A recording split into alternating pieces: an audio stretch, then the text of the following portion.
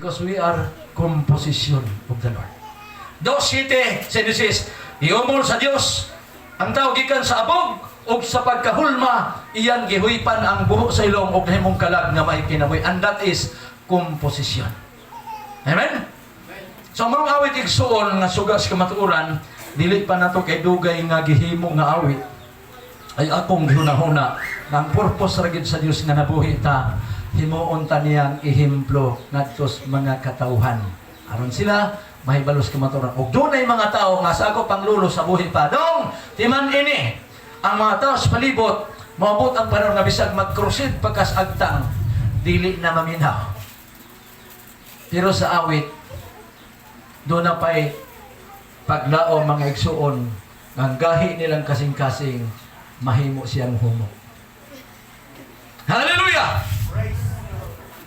Maranatha. Yes, that is Maranatha!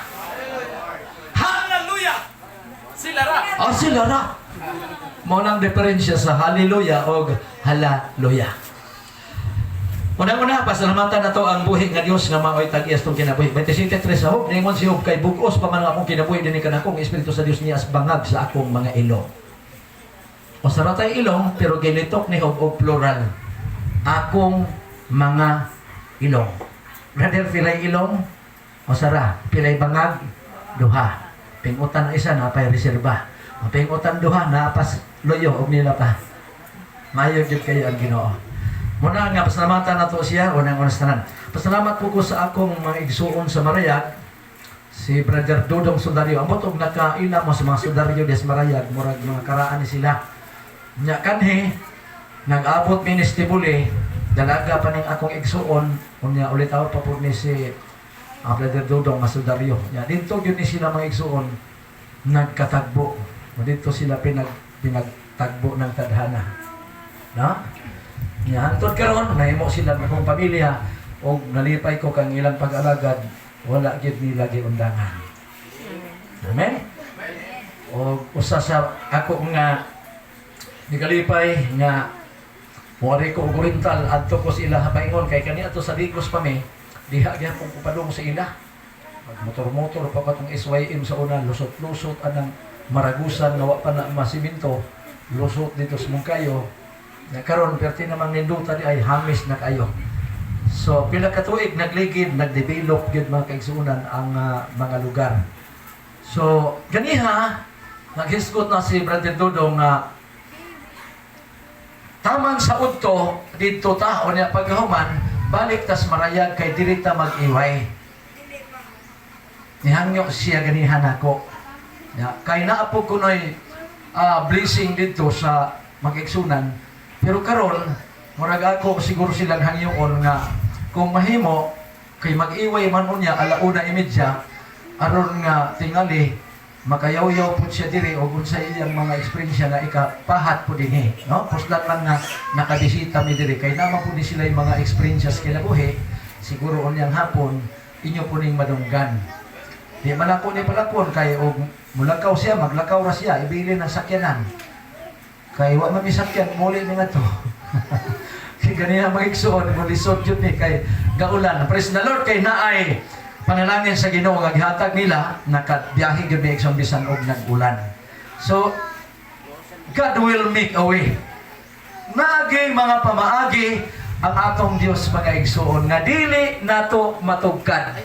Mo nang naiusang nagsigig chat sa kuha, nakauban ako ng missionary sa nasayin ko sa Cebu. Siya, Brad, unsa maning ni as 19:31 kanang weekly ba ni o yearly? Namotog nakabasa mo kay ang ilang gigukod kanang sa Iglesia sa Dios na si Kristo namatay Miyerkules. Nya nabanhaw Domingo. Unyang imo sa Biblia, tulo ka adlaw, tulo ka gabi. Ingko makigtablahanay ko kung naa sila'y maprob nga si Kristo namatay Miyerkules. Tabla-tabla lang. Kaya ako, siguruhon ako nga si Kristo namatay Biyernes, nabanhaw Domingo. Sa unsaon pagkahaom, tulo ka adlaw o tulo ka gabi. Blansiya, tulog gabi. Di igad mo haom Biyernes ngadtos Domingo. Dili mo haom kung proseso sa tao ang gamiton. Pero proseso sa Dios, pirting igua, perting lusuta. Biyernes, Domingo na banhaw. Prob sa Biblia, naa. Manuan, kaya ang adlaw nga gigamit ni Kristo, lahi sa gigamit nato nga 24 oras. Yan pa sila, sa 12:40 Mateo, maingon nga si Jonas dito sa tiyan sa isda. Maingon marusap ang anak sa tao. Murabag gipariha si Kristo o si Jonas. Naingon ako, 55:9 si Isayas, maingon nga ang langit taas kay sa yuta, imon usab ana ang akong hunahuna, taas kay sa inyo. Meaning, lahi. Kay kung ingno na itong parihas, pag Diyos Biblia, si Kristo mubalik sangas kawatan. Meaning to si Kristo kawatan. Hoy! Naay man nagsama nga dili pareha. Akong ipruiba, o sa kakilong bakal, o sa kakilong gapas, hain may bugat. Parehas. Pero sigurado ko, sunod na kong pangutana, inyong tubag, mausap. Naaman kay duha ka tiil, na ibakal sa kakilo, na igapas sa kilo, palihog. Bundaki sa usa ka kilong bakal, o usa ka tiil, bundaki sa usa kilong gapas, ang pikas tiil. Kay tanaw na ko pagkaugma, og hain na lata. Inanak kalalom ang atong Diyos mga igsoon. Manin ako, i-probe ha? I-probe nga, Miyerkules, as a day of week, dili kay Miyerkules, as a prophecy, because Daniel is prophecy. Ang actual nga pagkahitabo, pagkamatay, adlaw nga Biyernes, na banhaw, Domingo. Munang inaana ang atong Diyos. Munang daghang mga butang, makalibog kung dili nato matukan. Munang atong mensahe ron, ako nang giuluhan og the greatest question and the excellent answer. Desire Obedience 403, ingon silang giwat, kadtong masibuton nga makakat-on sa pagtun pinaagi sa pulong sa Dios, dili kini makabot kung dili pinaagi sa atong pagpangamuyo o sa atong pagampo sa Ginoo. Atong iduko itong mga mag-ampo, ta? Dalaygon ikaw nga Dios, ikaw ang Dios nga walay katapusan o walay sinugdanan. Tag-iyas na ng butang, lapas na ng kinabuhi, nga mong nahulaman. Dili kami kasabot, Ginoo, wa kami kaalam. Kung dili ikaw, tungkol kay imong alagad, patlan ka hop, 32:13 sa hop na ingon. Ayaw pagunahuna o tao, nga ikaw nakakaplag sa kaalam, kay ang Dios maoy nakakaplag nining kaalam. O sa naghangyo kami kanimo, pasabta kami sa among pagatunan karon, aron mahimo namo ning gabayan sa among pagpangalagad nga malinaw tayo. Salamat sa Dios pagampo ang tanan mong gitugyan sa ngalan ni Jesus. Amen. So nining atak na magigsunan, madto ta sa ato nga pagpamalandong before ta mo kaon sa material nga pagkaon. Ang akong igsuon, pag ingon ako gabi insya, magbalon po ta. Kung mas kaya magbalon ta, por siguro. Kay basig di ta pakanon sa mga igsunan dito. Katawang mo igsuon. Onya, pag hawa na mo, mamalita dayon me. Dito me! Sa ligadan. Happy kayo dito! Pero pas mo may pag-uli. Marag di mayang balita mga igsoon, no? Pero ako nagtuo. Ingon pa ang atong elder dito sa Sumba. Nga nakuyog po nako sa mga crusade mga igsoon nga karon nagliwuman na po. Ingon pa niya, ato, basta na'y aso, walay pas mo. Problema o wala aso kay naluto na. So nagtuo ko nga, isa ko man tayo aso makitaan, na agitay naluto. Nga naman, because God will provide. Mauni ang pinaka-answer nga akong gihilakan sa atong amahan sa pagtuo. Ang gibasa sa atong igsoon ganiha, pasalamat po ko kay ingon pa niya, si Brother Dili po na ikuno siya taga dinhi gyud. Maraga asa to brother? El Salvador.